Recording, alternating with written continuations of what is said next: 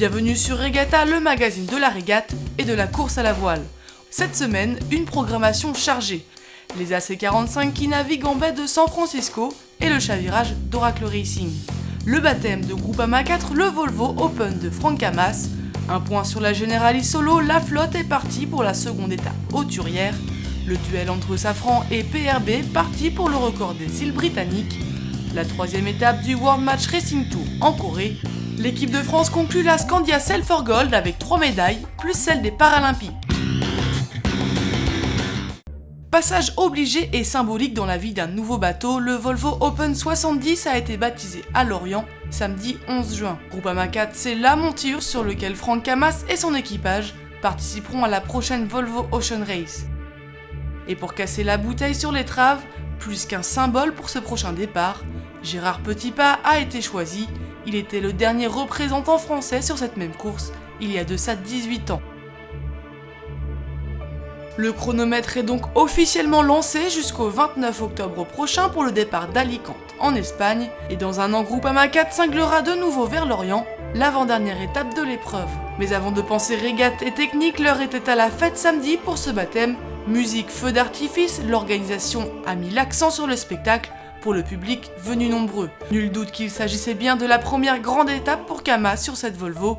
La dernière s'achèvera à Galloway en juillet 2012.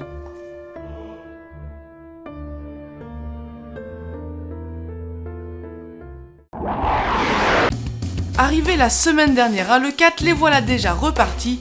Les 16 figaristes ont pris le départ lundi 13 juin pour la seconde étape hauturière, cap sur Porquerolles. Une étape à haut risque avec une tramontane en ouverture, la météo recèlera probablement dans son issue le podium final de l'épreuve.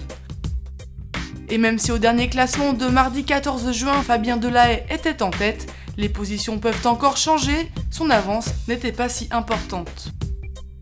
Le classement général provisoire consacre pour l'heure Gilda Morvan à bord de Cercle Vert, et bien que le skipper soit actuellement 10e sur l'étape, il n'a pas dit son dernier mot. Hier, il se sentait bien préparé. Là, l'objectif aujourd'hui, c'était vraiment de se décontracter, de souffler, de respirer. Là, je sors de 1h30 de kiné qui m'a bien remis, qui m'a bien assoupli. Donc là, tranquillement, aujourd'hui, on récupère. Demain matin, on se reconcentre sur le parcours, sur la météo, et puis on attaque cette grande étape qui est coefficient 3. Donc il va jouer beaucoup pour le général. Donc là, il ne faut pas se louper. Il va falloir être aux avant-postes dès le départ, pour essayer d'être encore placé dans les 3 premiers à arriver à Porquerolles. L'ancien vainqueur de l'édition 2000 et 2003 est affûté et rêve d'un 3e succès de prestige dans cette épreuve. L'arrivée des premiers est estimée mercredi en fin de matinée.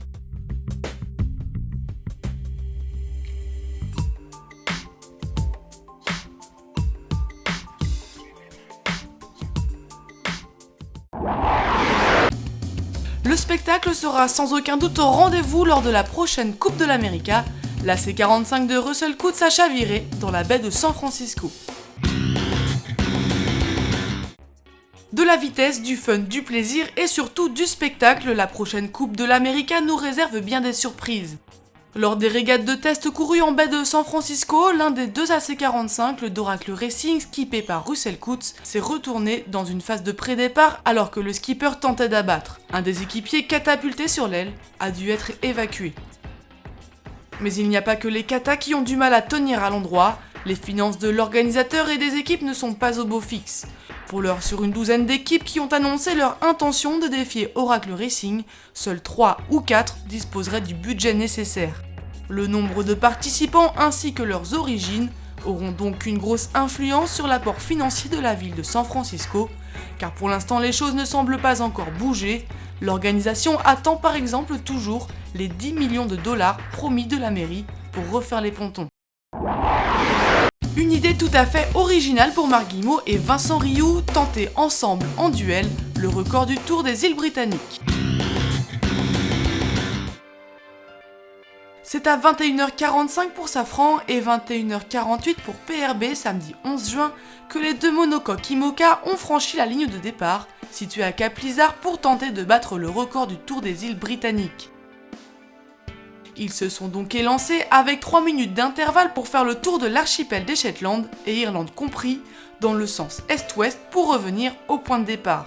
Un parcours de 1850 milles théoriques à boucler en moins de 6 jours, 11 heures 30 minutes et 53 secondes, une performance réalisée en juin 2009 par l'équipage 100% féminin d'Aviva, l'IMOCA de Dick Afari.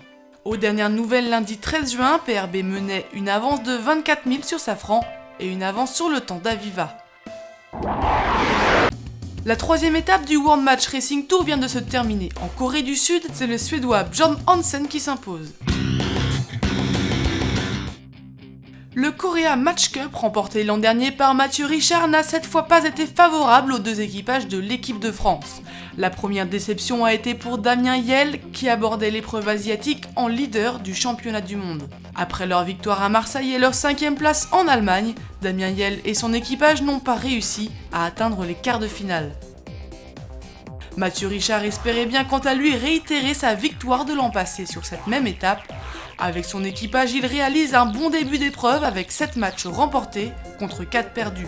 Mais la journée de samedi a ruiné tous les espoirs du Nantais qui doit s'incliner en quart face à Björn Hansen lors d'un duel sous haute tension. En finale, Hansen rencontrait l'Italien Bruni et c'est finalement le Suédois qui s'est imposé. Hiel cède donc son fauteuil de leader du classement mondial provisoire à Francesco Bruni. Peter Gilmour prend la 2e place.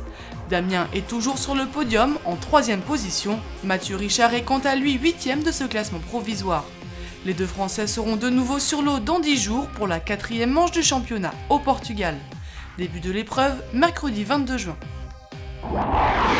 L'équipe de France conclut la Scandia Sail for Gold avec 3 médailles, plus celle des Paralympiques. La meilleure performance est à mettre au crédit de Pierre Leboucher et Vincent Garros en 4,70 masculin. Après leur victoire ici en 2010, ils gagnent de nouveau sur le plan d'eau des JO 2012 à Weymouth. Pierre et Vincent ne quittent d'ailleurs plus la première place, ils avaient aussi décroché la victoire hier, en avril dernier. Ça fait la 2e fois qu'on gagne ici. Pour ramener une médaille d'or l'année prochaine aux JO, il fallait être présent. Et là, on a marqué des points par rapport à nos concurrents. Donc nous sommes très contents. À cette victoire s'ajoute la 2e place en 49er de Stéphane Christidis, exceptionnellement associé au Danois Peter Hansen, et une médaille de bronze pour Camille Lecointre et Mathilde Géron en 4,70 chez les dames. Grand succès aussi du côté des Paralympiques avec de l'or pour Damien Seguin en 2,4 et le bronze pour le trio Bruno Jourdain, Eric Flageur et Nicolas Vimon-Vicari en sonar.